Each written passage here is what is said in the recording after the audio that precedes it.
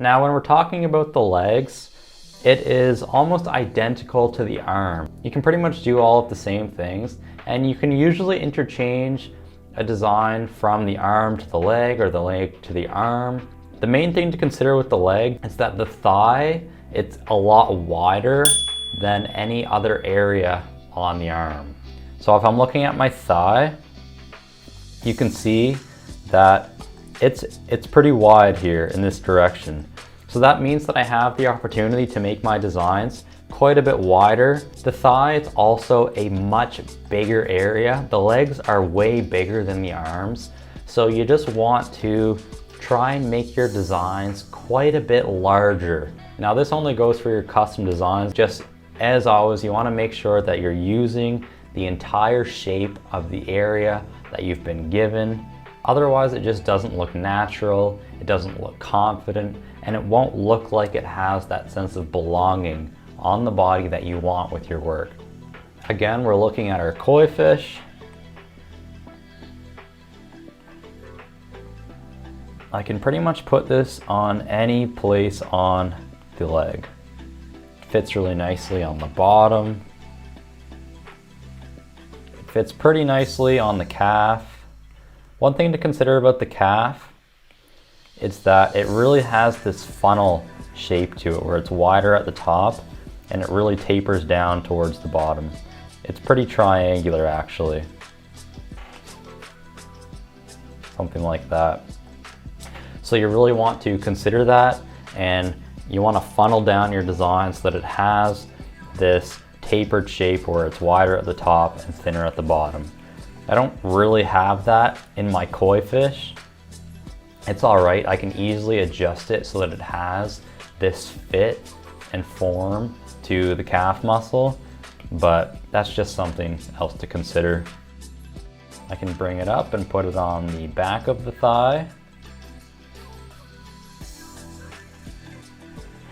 And unlike the arm, where the leg is so big, I do divide it into the front and the side and the back and the inside. I pretty much divide it into 4 planes instead of 2 major planes when I'm working on the leg, just because of the size difference. I can put my fish up here on the thigh. And again, I want to make sure that it's facing the viewer rather than facing the back.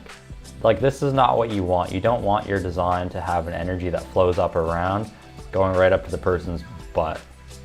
Like, that's not really the most aesthetically appealing thing that you can be doing. So just make sure that your designs are facing the right direction.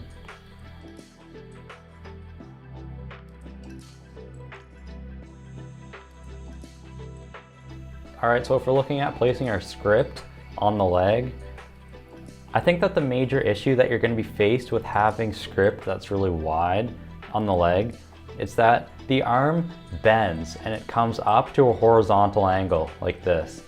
The leg, it doesn't do that so much. Typically legs are always going to be up and down like that. Where the arm, it does rotate and come out at different horizontal angles. So even though we might place our script on the arm where it's sitting horizontally as so, it's going to be a lot more difficult, I think, to place script horizontally, or vertically, I mean. It's going to be a lot more difficult to place script vertically on the leg like that. So even though we have our script, which is moving in alignment with our center lines, as you can see like that, it's still a little bit difficult to read because we have to tilt our head in order to look at the angle that we're reading it at. Now, if somebody just wants to do that, fine, who cares, go ahead. But it's a little bit difficult to read. And the one thing I would avoid is I would avoid placing it like this. Now I can easily move my script and I can place it along any of these straight center lines that I've created. Oops.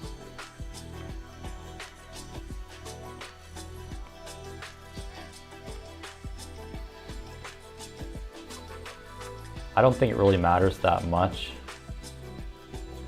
I think placement's much more important when it comes to bigger custom designs rather than smaller designs, because a small design, it's just not going to honor the body's shape and form in the same way that a big custom design is. So just do your best to line things up, make sure that they look centered and balanced on the muscle groups, and make sure that it's flowing in a direction where the opportunity presents itself to. Like I said with the script, we don't really have a lot of opportunity to flow. I definitely wouldn't be trying to put something on an angle like this.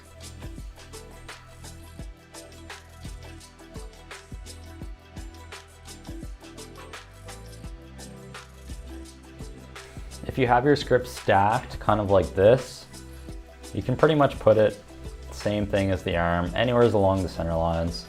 It looks pretty good up here. A lot of people like to have things just tight above the knee.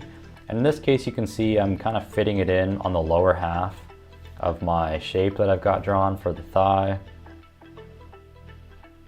It's going to be pretty hard to do this on the shin just because the shin wraps so much. It's such a narrow area. Totally go for it anyways. But the thing about putting a straight symmetrical design like this script on an area like the shin is that the shin is not symmetrical. It's not straight. It's totally imbalanced from one side to the other. So your design, it's never gonna look perfectly straight and symmetrical on an area that is not straight and symmetrical. All right, that's it for arm and leg placements. Like I was saying, these are just general rules that are gonna get you started, and you really have to have a body in front of you that you're starting to feel out and learn about how things are gonna fit and flow depending on which muscle group you're working with. So a great exercise would be to grab some arm and leg templates and just start drawing major shapes on them, drawing the flow on them from the previous chapters. And then grab one of your friends, grab one of their arms, and just start to write some lettering on there, or draw some simple design, or even print off some designs and cut them out, and just start taping them on to their arms, or even use your own arm in the mirror. You just want to start to get a feel for what it's like to put imagery, whether it's straight and symmetrical, or whether it has a lot of movement and flow in it. You want to get a feel for what it's like to align these things with the shapes that are already existing on the human body.